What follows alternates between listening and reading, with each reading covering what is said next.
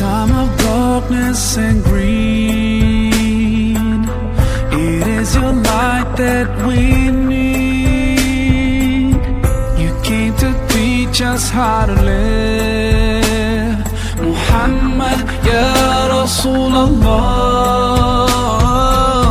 you were so caring and kind. Your soul was full of light.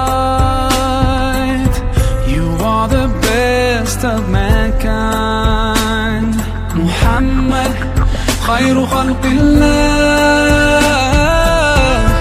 Sallu ala Rasulillah, Habib al-Mustafa. Peace be upon the messenger, the chosen one. From luxury you turned away, and all night you would pray, truthful in every word you say. Muhammad, Ya Rasulullah, your face was brighter than the sun, your beauty equal by none. You are Allah's chosen one. Muhammad, khairu khalqillah. Sallu ala Rasulillah, Habib al-Mustafa. Peace be upon the messenger, the chosen one. I'll try to follow your way and do my best to live my life as you taught me. I pray to be close to you on that day and see you smile when you see me. Sallu ala Rasulillah, Habib al-Mustafa. Peace be upon the messenger. Assalamualaikum warahmatullahi wabarakatuh.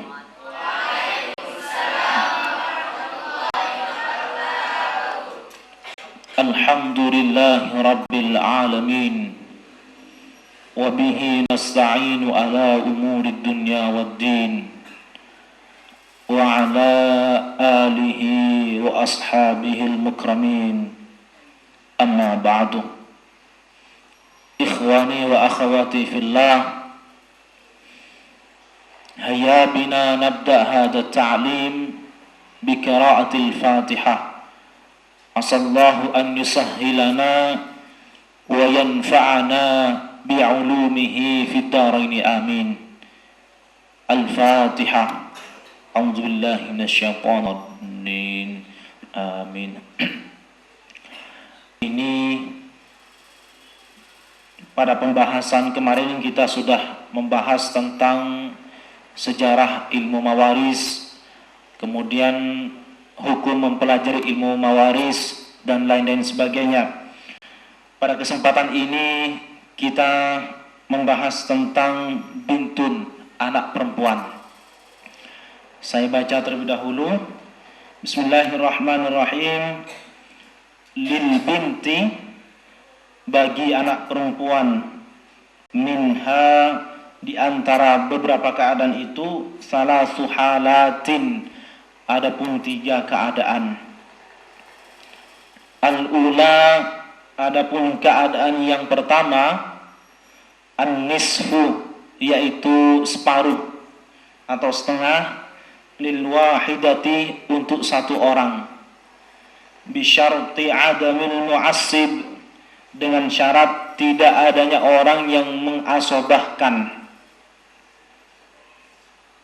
awil mumasalati, atau 2 orang atau lebih.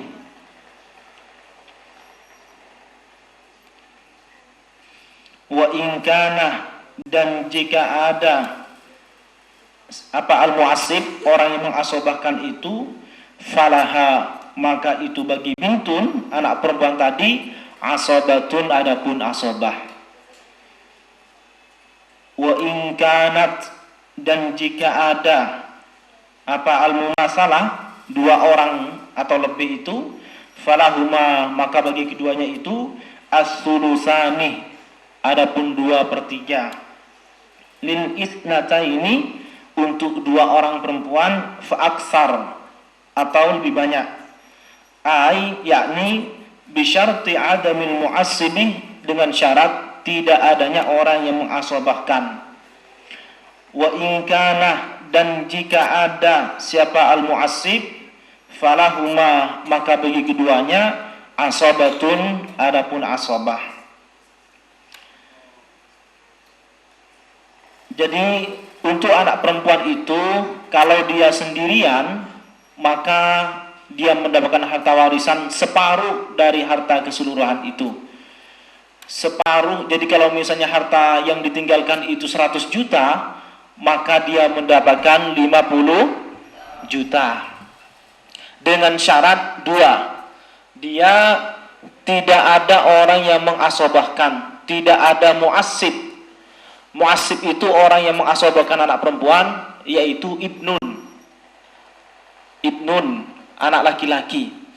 Kalau dia ada anak laki-laki, maka dia nanti diasobahkan oleh ibnun, oleh anak laki-laki tadi. Syarat yang kedua, agar anak perempuan itu bisa mendapatkan separuh dari total keseluruhan harta warisan, syaratnya yaitu dia harus sendirian, tidak boleh 2 orang atau lebih. Kalau 2 orang atau lebih, maka dia mendapatkan 2/3 dengan pembagian yang sama. Jadi kalau hartanya nanti misalnya 90 juta, 2/3-nya itu dibagi untuk 2 anak perempuan tadi dengan bagian yang sama. Dengan syarat, sekali lagi, tidak ada mu'assib, tidak ada ibnun, anak laki-laki yang mengasobahkan. Kalau ada ibnun, kembali lagi juga diasobahkan oleh ibnun. Itu keadaan yang pertama. Keadaan yang kedua, as-sulus wasaniyatu, adapun yang kedua, as-sulusani, itu 2/3. Lil isnataini, untuk 2 orang, faksara, atau lebih banyak. Bisyarti adamil mu'assibi, dengan syarat tidak ada mu'assib, orang yang mengasobahkan. Jadi kalau tidak ada mu'assib, maka 2 anak perempuan tadi mendapatkan 2/3 dari keseluruhan harta itu. Ya, 2/3. Wasalisatu, adapun keadaan yang ketiga, taksibuha, asobahnya bintun itu bil ibni, karena adanya ibnun, anak laki-laki. Artinya lizzakari, itu bagi laki-laki, mislu hazzil unsayaini, adapun 2 kali lipat pendapatan 2 anak perempuan. Kalau ada mu'assib, kalau ada ibnun, anak laki-laki itu, maka 2 anak perempuan tadi itu diasobahkan oleh ibnun. Diasobahkan oleh ibnun, tentu laki-laki mendapatkan 2 kali lipat daripada pendapatan perempuan. Jadi kalau misalnya setelah orang tua itu meninggal, setelah dikurangi tajhizul mayit, persiapan mayit dan lain sebagainya, setelah dikurangi hutang atau mungkin juga ada wasiat dan sebagainya, maka kalau itu masih ada sisa, katakanlah 100 juta, maka 100 juta itu dibagi 4. Kenapa dibagi 4? Karena 1 anak laki-laki sama halnya dengan bagian 2 anak perempuan. Jadi kalau sama dengan 2 anak perempuan, berarti kan dia dihitungnya 2 orang dia. Jadi 100 juta dibagi 4 menjadi berapa? 25 juta. Jadi 2 anak perempuan tadi itu mendapat 25 jutaan, sedangkan anak laki-laki mendapat 50 juta. Fahim tom? Jadi misalnya Ahmad meninggal, istrinya sudah meninggal sudah lama, tinggal anaknya 3. Dia punya anak 3, namanya Muhammad, kemudian Fatimah, kemudian Aisyah. Nah, Fatimah itu dapat 25 juta, Aisyah dapat 25 juta. Sudah berapa? 50 juta. Maka yang Muhammad, anak laki-lakinya itu mendapat 50 juta. Jadi 2 kali lipat daripada pendapatan perempuan. Dalilnya falizzakari mislu hadzil unsayaini. Laki-laki mendapatkan 2 kali lipat daripada pendapatan perempuan. Fahimtum ikhwan santri? Fahimtum? Baik, sampai di sini ada pertanyaan? Ada pertanyaan mungkin seputar warisan ini?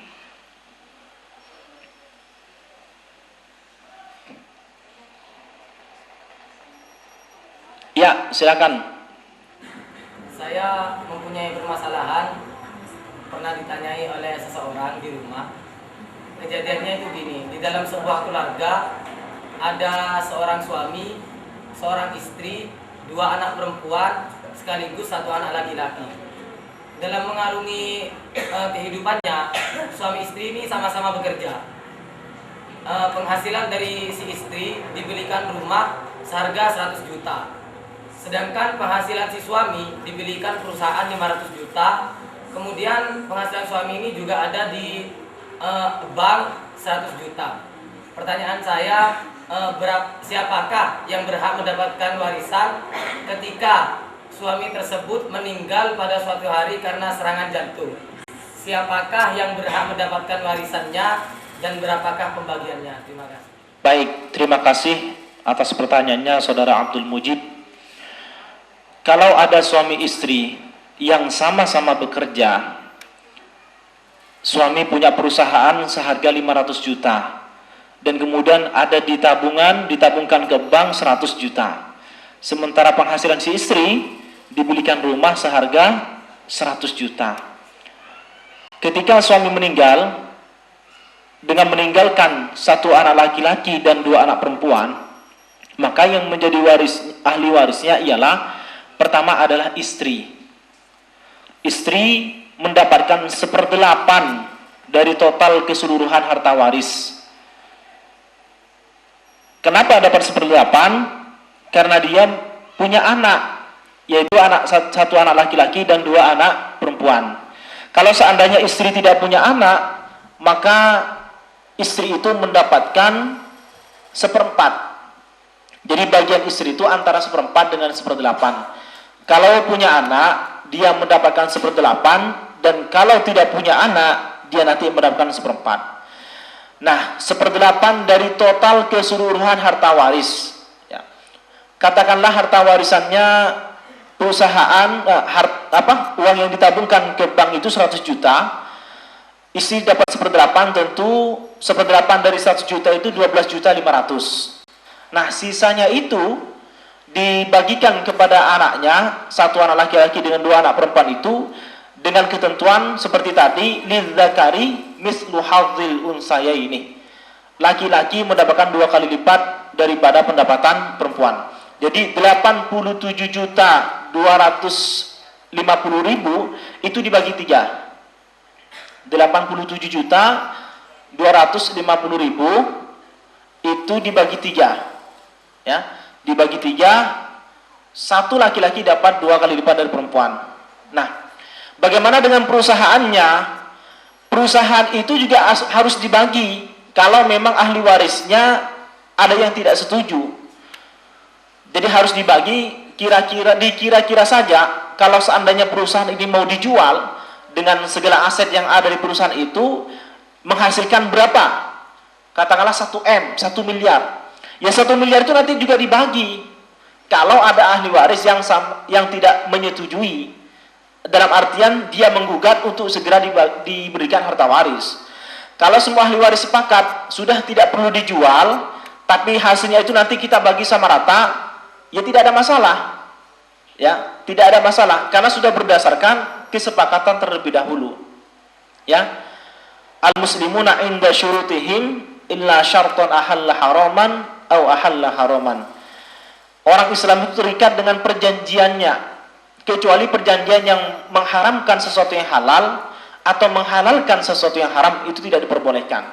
Nah, dalam kaitan masalah tadi itu, kalau kemudian semua ahli waris sepakat perusahaan itu untuk tidak dijual, tetapi hasil dari perusahaan itu nanti dimakan bersama, diambil bersama dengan pembagian sama rata, ya tidak masalah. Tapi kalau ada satu ahli waris yang menggugat, maka itu harus dibagi nanti, dikira-kira seandainya ini mau dijual, kira-kira ini laku dengan harga berapa.